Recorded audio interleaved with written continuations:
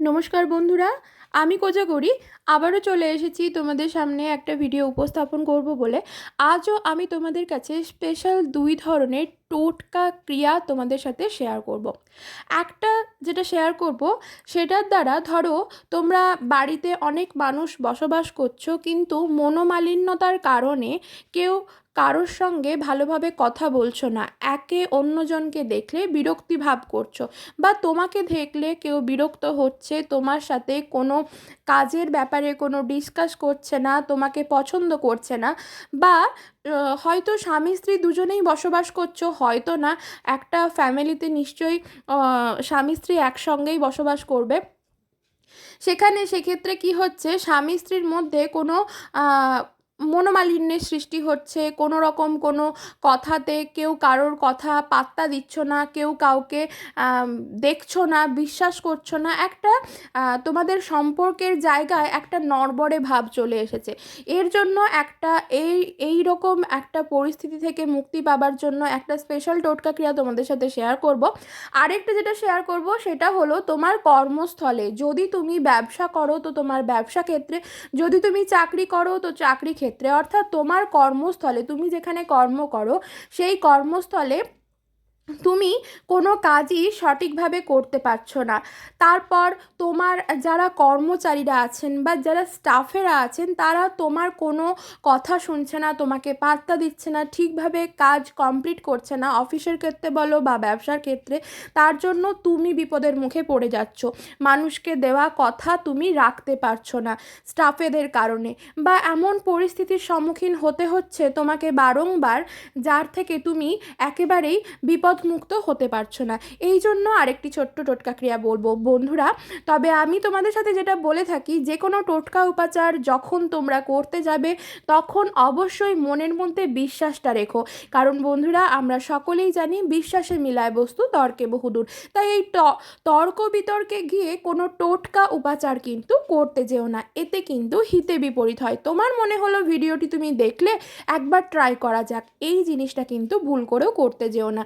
মনে বিশ্বাস রেখো, আর তুমি যাকে মানো, সে তোমার কালী হতে পারেন, কৃষ্ণ হতে পারেন, বা মহাদেব হতে পারেন, বা তোমার ইষ্ট দেবতা হতে পারেন, তুমি যাকে মানো তাকে স্মরণ করে এই ক্রিয়াটি সম্পন্ন করবে। আমি যদি এক্ষেত্রে আমার কথা বলতে যাই, আমাকে এক্সাম্পল স্বরূপ তোমাদের কাছে উপস্থাপন করতে চাই, তাহলে আমি বলবো আমি যেমন বড় মাকে মানি অর্থাৎ তারা মাকে মানি, এবং আমি আমার কৃষ্ণকে অর্থাৎ গোপু গোপালকে মানি।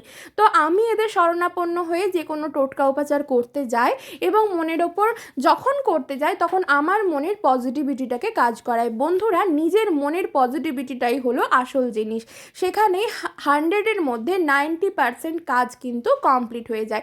এই জিনিসটা করবে যখন তুমি টোটকা ক্রিয়াটা সম্পন্ন করছো, সেই সময় তোমার মনের মধ্যে এই পজিটিভিটিটাই কাজ করিও যে তুমি যে কাজটা করছো তার দ্বারা তুমি উপকৃত হয়ে গেছো, উপকৃত হবে না, উপকৃত হয়ে গেছো।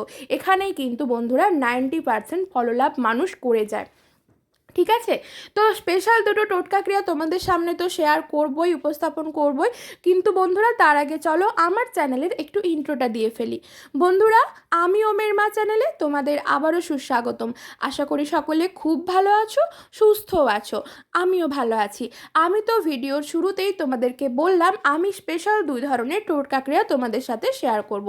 তার মধ্যে একটা সেটা হলো সংসারে বা তোমার পরিবারে যদি পরিবার বর্গের যে সকল মানুষরা আছে বা আছেন তারা যদি তোমাকে না পাত্তা দেয়, বা পরিবারের একে অপরের সাথে যদি মনোমালিন্যতার সৃষ্টি হয়, কেউ কাউকে পছন্দ করছো না, কারোর কথা কারোর ভালো লাগছে না, সবাই সবাইকে এড়িয়ে চলছো, এতে কিন্তু পরিবারের বন্ধন একেবারেই অটুট থাকে না, পরিবার ভেঙে যাওয়ার ক্ষেত্রে আমরা পা বাড়াই। তারপর যেটা দেখা যায় বন্ধুরা, এখন আমরা কিন্তু কেউ জয়েন্ট ফ্যামিলিতে বাস করি না, একেবারেই কেউ বাস করে না তা বলা ভুল, কিন্তু বেশিরভাগ মানুষ কিন্তু এখন আর জয়েন্ট ফ্যামিলিতে বাস করে না, যে যার মতো আলাদা আলাদা ফ্যামিলিতে বাস করে। সেখানে কারা থাকে? বড়জোর শ্বশুর শাশুড়ি, স্বামী স্ত্রী, আর তাদের একটি সন্তান বা দুটো সন্তান, এই রকমভাবে আমরা বসবাস করি।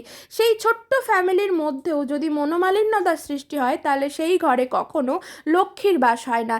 এই জন্য তোমাদেরকে একটা ছোট্ট টোটকা ক্রিয়া করতে হবে। কি করতে হবে? তোমাকে এটা পরপর 7টা শনিবার করতে হবে। এর জন্য লাগবে 7খানা তেজপাতা। এটা শুক্রবার দিন করতে হবে।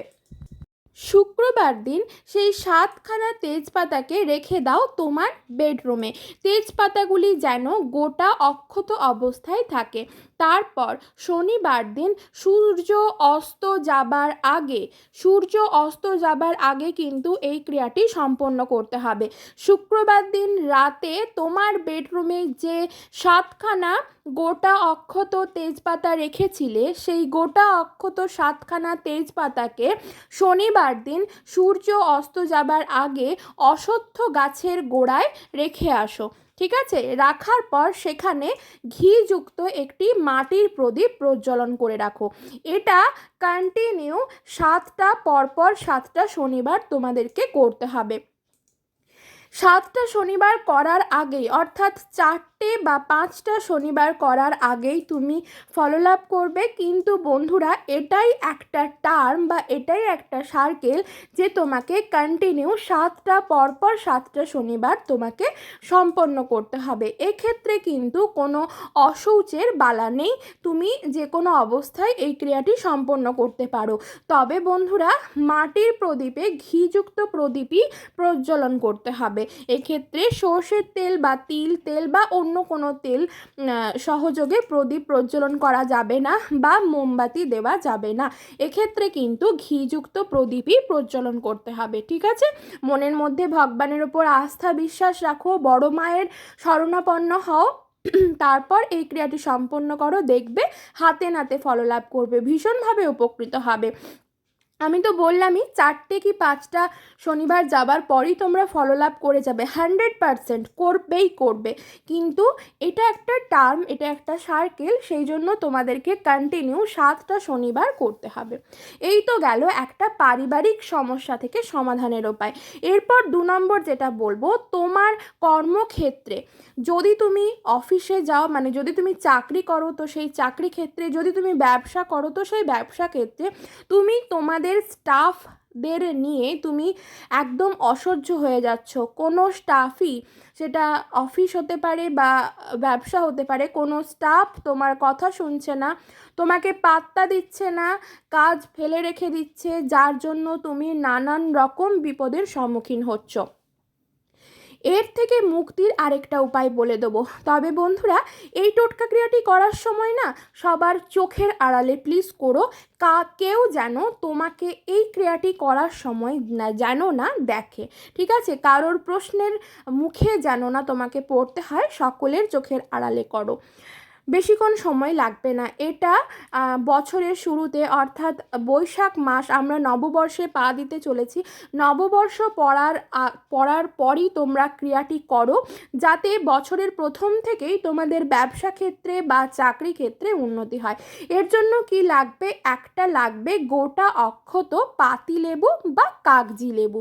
আসল কথা, যেটা আমরা ভাতে নিগড়ে বা যেই লেবুর শরবত করে আমরা শরবত খাই, সেই পাতিলেবু, অনেকে বলেন পাতিলেবু, অনেকে বলেন কাগজি লেবু, সেই জন্য আমি বলে দিলাম দুটোই। তো লাগবে একটা গোটা অক্ষত পাতিলেবু বা কাগজি লেবু। লেবুটি হলুদ অবস্থায় থাকলে, মানে পাকা অবস্থায় থাকলে ভালো হয়। কেন ভালো হয় সেটা বলছি। এক্ষেত্রে সবুজ লেবুটা হলেও চলবে। ঠিক আছে? আর কি লাগবে? 5খানা গোটা অক্ষত লবঙ্গ। করতে কি হবে? সেই গোটা অক্ষত লেবুটি যদি হলুদ কালারের হয় ভালো হয়। সেই গোটা অক্ষত লেবুটির মধ্যে বড় মায়ের নাম স্মরণ করে, অর্থাৎ মা তারার নাম স্মরণ করে 5খানা গোটা অক্ষত লবঙ্গ বেশ ভালো করে গেঁথে দাও। ঠিক আছে? আমি কেন ইয়েলো কালারের, অর্থাৎ হলুদ কালারের কেন বললাম? কারণ হলুদ কালারের লেবুটি বেশ পাকা অবস্থায় থাকবে, সেখানে লবঙ্গগুলি গাঁথতে খুব সহজ হবে। ঠিক আছে? এই জন্য আমি বললাম হলুদ কালারের লেবু। এক্ষেত্রে তোমার অপশনাল, তুমি যেটা পছন্দ করবে, তোমার যেটা ঠিক মনে হবে সেই লেবুটিই নিও। তবে লেবুটির গায়ে যেন কাটা ফাটা দাগ যেন না থাকে, লেবুটি যেন গোটা অক্ষত অবস্থায় থাকে, পোকা না লাগে। ঠিক আছে? তারপর সেই লেবুটির মধ্যে 5খানা গোটা অক্ষত লবঙ্গ গেঁথে দিয়ে তোমার কর্মস্থলে, অর্থাৎ তুমি যদি অফিসে যাও তাহলে অফিসে, যদি তোমার ব্যবসা ক্ষেত্র হয় তাহলে সেইখানেই দোকানে তোমাকে কি করতে হবে, লেবুটা সবার চোখের আড়ালে ওই অবস্থাতেই একটি ছোট্ট কাঁচের বাটির মধ্যে রেখে দাও। দোকানে বা অফিসে রেখে দাও, মানে একদম টানা 2 থেকে 3 ঘন্টা, 3 ঘন্টা পর্যন্ত টানা রেখে দাও। এরপর সেই লেবুটিকে সূর্য অস্ত যাবার আগে, সূর্য অস্ত যাবার পর নয় কিন্তু, বা সূর্য অস্ত যাবার পর করলেও হয়, সেই মধ্যে হয়তো অস্ত যাচ্ছে, সেই সময় তোমাকে কি করতে হবে, সূর্য অস্ত চলে গেলে চৌমাথার মোড়, যেটা চৌরাস্তা বলি, সেই চৌরাস্তায় সেই লেবুটিকে ফেলে দিয়ে চলে আসো। ফেলে দিয়ে আসার পর পিছন ফিরে আর তাকাবে না, ঠিক আছে? এটা কন্টিনিউ 5টা পরপর 5 দিন করো, বা পরপর 5টা সপ্তাহ করো, সপ্তাহে একটা দিন বেছে নাও, পরপর করো। আর যখন হবে না, সেই 24 ঘন্টার মধ্যে তুমি যে ফেলে আসলে 24 ঘন্টার মধ্যে কিন্তু সেই চৌরাস্তার মধ্যে তুমি আর যাতায়াত করবে না, ঠিক আছে? ক্রিয়াটি করে দেখো, হাতে নাতে ফল লাভ করবে। ভিডিওটি ভালো লাগলে আমার চ্যানেল সাবস্ক্রাইব করে পাশে থেকো।